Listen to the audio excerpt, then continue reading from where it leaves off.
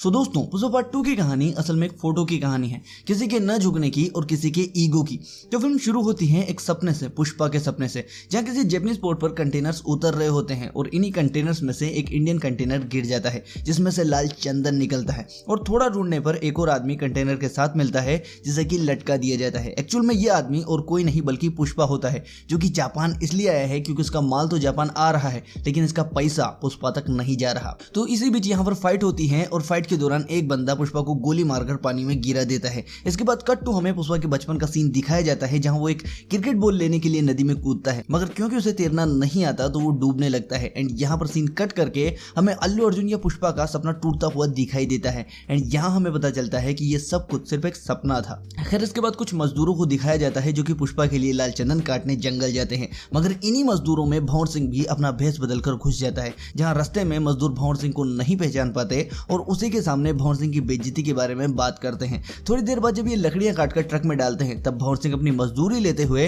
अपना नाम बताता है। सब चौंक जाते हैं और भंवर सिंह अपने बाकी पुलिस वालों के साथ मिलकर सबको रंगे हाथ गिरफ्तार कर लेता है। वो सबको पीटता है, मारता है ताकि वो पुष्पा का नाम बोल दे, मगर कोई पुष्पा का नाम नहीं बोलता। तो भंवर सिंह सबको जेल में डालकर स्टेशन से चला जाता है। उधर दूसरी तरफ इन गिरफ्तार हुए मजदूरों में से एक की शादी उसी दिन होने वाली होती है, तो पुष्पा उस मजदूर को लाने के लिए स्टेशन जाता है। मगर यहाँ ये पुलिस वाले जो कि पुष्पा से दबाकर रिश्वत लेते हैं वो पुष्पा को रूल समझाने लगते हैं और फिर अपनी नौकरी जाने के बारे में बात करते हैं। फिर यहाँ पर पुष्पा स्टेशन के सारे पुलिस वालों को पैसे देकर खरीद लेता है, उनकी पूरी सैलरी जिंदगी भर की दे देता है। सब पुलिस वाले नौकरी से रिजाइन कर देते हैं और पुष्पा अपने सारे लोगों को यहाँ से लेकर चला जाता है। इसके बाद भंवर सिंह की पुलिस स्टेशन में एंट्री होती है जहाँ उसे कोई नहीं मिलता, सिर्फ एक हवलदार मिलता है और वो भी अपना रिजाइन लेटर देके चला जाता है। इसके बाद पुष्पा अपने पुराने मिनिस्टर के साथ सीएम से मिलने जाता है, जहाँ श्रीवल्ली से कहती है कि सीएम के साथ एक फोटो लेते आना ताकि वो उस फोटो को अपने घर में लगा सके। खैर, पुष्पा सीएम ऑफिस जाता है मगर सीएम उसके साथ फोटो खिंचवाने से मना कर देता है। तो यहाँ पुष्पा का भेजा घूमता है और वो मिनिस्टर को ही सीएम बनने को बोलता है।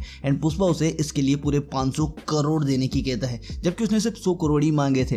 खैर, यहाँ से पुष्पा बाहर निकलता है और मीडिया के पूछने पर कहता है कि 24 तारीख को सीएम खुद उसके घर आकर उसे फोटो देंगे। नेक्स्ट दिन में सिद्धप्पा दिल्ली में वीर प्रताप रेड्डी से सीएम बनने की बात करता है, मगर वो नहीं मानता। इतने में पुष्पा वीर प्रताप के भाई से मिलता है और उसे 5 करोड़ देता है ताकि वो वीर प्रताप को फोन करे। पुष्पा वीर प्रताप से बात करता है और सिद्धप्पा को सीएम बनाने को बोलता है। एंड इसके लिए पुष्पा वीर प्रताप को 25 करोड़ देता है इन एन एडवांस। तो वीर प्रताप मान जाता है और सिद्धप्पा यहाँ से चला जाता है। मगर रास्ते में वो पुष्पा से पूछता है कि इतना पैसा आएगा कहाँ से और तू क्यों इतना पैसा सबको बांट रहा है? इतना पैसा अगर इसे बांटेंगे तो हम सिंडिकेट वालों को क्या जवाब देंगे? तब पुष्पा कहता है कि तुम पैसे की चिंता मत करो, जब श्रीनो को बीच से हटाकर मुरुगन को डायरेक्ट माल बेचा तो 25 लाख की जगह 1.5 करोड़ मिले, लेकिन अब अगर मुरुगन को भी बीच से हटाकर डायरेक्ट जापान में माल बेचा तो 2.5 से 3 करोड़ भी मिल जाएंगे। तो सिंडिकेट वालों को उतना ही मिलेगा जितना मिलता आया है। तो उसके बाद पुष्पा मालदीव्स में किसी बंदे से मीटिंग फिक्स करता है लाल चंदन बेचने के लिए, मगर वो ये कहकर मना कर देता है कि वो छोटी डील्स नहीं करता। तब पुष्पा कहता है कि अभी तो 10 टन भी माल मंगवा के देखा।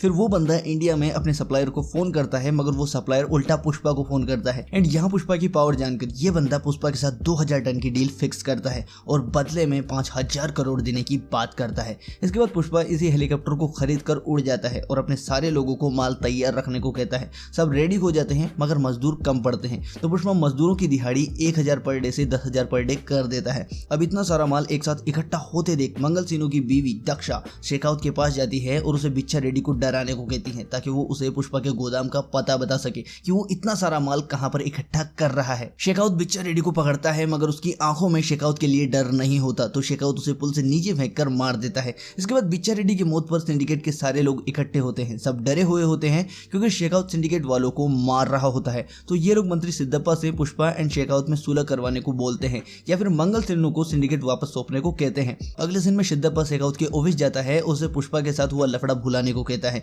इसके बदले वो शेखावत को 10 करोड़ मुआवजा देने को भी बोलता है, मगर शेखावत ये कहकर मना कर देता है कि एक हाई क्लास वेश्या भी लाख रुपए में अपने कपड़े उतार देती है। आपने मुझे क्या वेश्या समझा है जो कपड़े उतारने के पैसे देकर मामला निपटा रहे हो? तो मंत्री सिद्धप्पा कहता है कि तुम 2 ही तो लोग थे वहां पर, तुम्हारे अलावा और किसने देखा? तब शेखावत सब लोगों को बाहर निकालकर मंत्री को उसके कपड़े उतारने को बोलता है। मंत्री मना कर देता है। तब शेखावत कहता है कि देखा क्या होता है नंगा होना। हम सिर्फ 2 लोग इस कमरे में हैं, फिर भी आप अपनी शर्ट नहीं उतार सकते और मुझे कपड़े उतारने के पैसे दे रहे हो। देन सिद्धप्पा अपने कपड़े उतार देता है और शेखावत से कहता है कि तेरी शांति के लिए पुष्पा से तुझे माफी मांगने को भी बोल दूंगा। शेखावत मान जाता है और एक बड़ी पार्टी का इंतजाम किया जाता है जिसमें सभी सिंडिकेट वाले आते हैं और यहाँ पुष्पा सबके सामने शेखावत को सॉरी बोलता है और चला जाता है। मगर फिर रास्ते में उसका भेजा घूमता है और वो वापस आकर शेखावत को टक्कर मार के पानी में गिरा देता है और फिर उसी पानी में मूतने लगता है। इससे शेखावत और गुस्सा हो जाता है और पुष्पा का सारा माल पकड़कर उसे फिर से मजदूर बनाने की बोलता है। पुष्पा भी कहता है कि अगर एक भी लकड़ी पकड़ पाया तो वो खुद पूरी जिंदगी मजदूर बनकर जिएगा। साथ में वो शेखावत को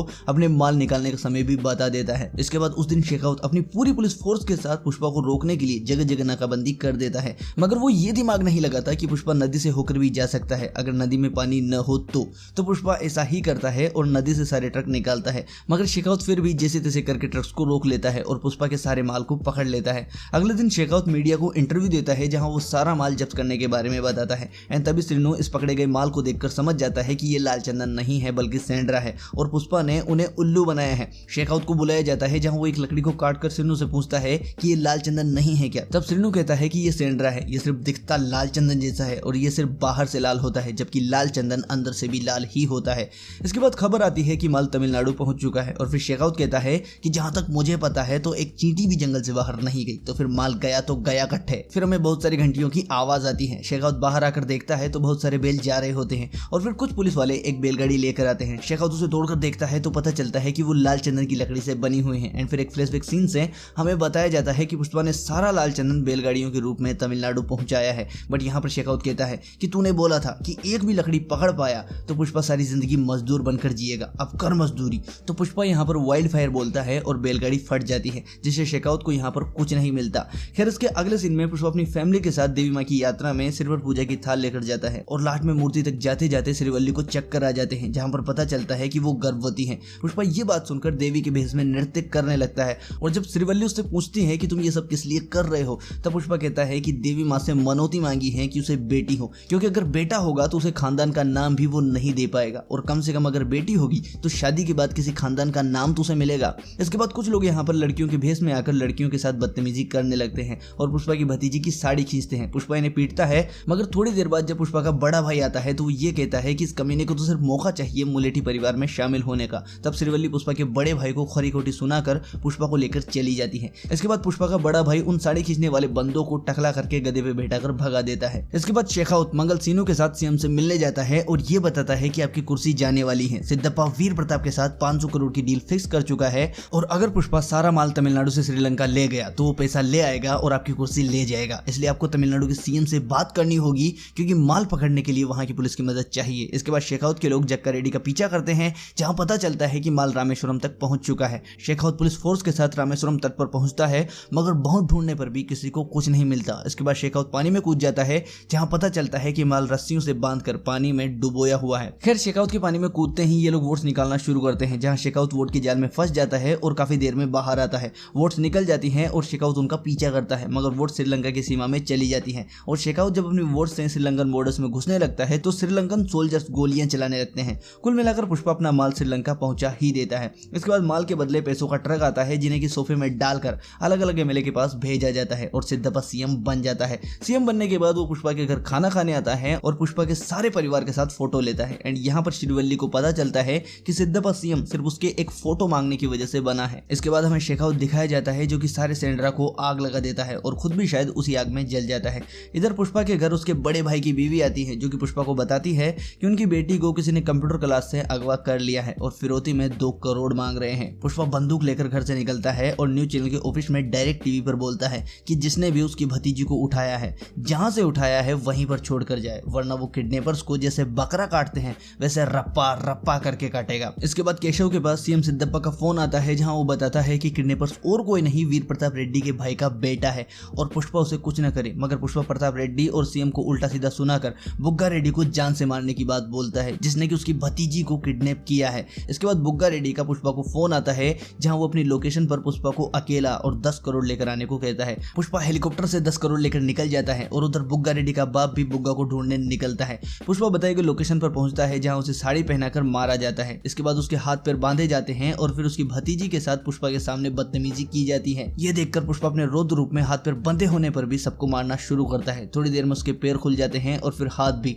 एंड फिर वो सबको रप्पा रप्पा करके काटने लगता है। इतने में केशव वहां पर आ जाता है, जो कि सिद्धप्पा के कहने पर बुग्गा रेड्डी को छुड़ा देता है और सीएम को कॉल करता है कि बुग्गा रेड्डी बच गया है। इतने में पुष्पा देवी की त्रिशूल बुग्गा रेड्डी की छाती के पार कर देता है। थोड़ी देर में बुग्गा का बाप भी वहां पर आता है, जो कि अपने बेटे को मरा देखकर पुष्पा की भतीजी को पकड़ लेता है और उसके साथ सोने की बात करता है। यह सुनकर पुष्पा उसे भी मौत के घाट उतार देता है। इसके बाद हमें पुष्पा का घर दिखाया जाता है, जहां कुछ पुलिस वाले चेकअप के लिए आते हैं और पुष्पा आत्मरक्षा में उन्हें मारने के लिए बच जाता है। थोड़ी देर में यहाँ पर पुष्पा का बड़ा भाई भी आता है, जो कि पुष्पा से मिलना चाहता है, मगर पुष्पा उसे मिलने से मना कर देता है। इसके बाद वो पुष्पा की मां को अपनी बेटी की शादी का पहला कार्ड देकर चला जाता है। पीछे से पुष्पा कार्ड पर अपना और अपनी मां पार्वती मुलेटी का नाम देखकर रोने लगता है और शादी में चला जाता है, जहां एक एंड क्रेडिट सीन में एक बंदा इस शादी के फंक्शन में बॉम्ब डालकर ब्लास्ट कर देता है। एंड यहाँ पर फिल्म का third part Pushpa the rampage announce होता है। सो ये थी पार्ट 2 की फुल स्टोरी एक्सप्लेन वीडियो। अगर आप पार्ट 1 की भी स्टोरी एक्सप्लेन देखना चाहते हैं तो डिस्क्रिप्शन में लिंक है, जरूर देखिए। बाकी हाँ, ऐसे स्टोरी एक्सप्लेन वीडियोस के लिए चैनल को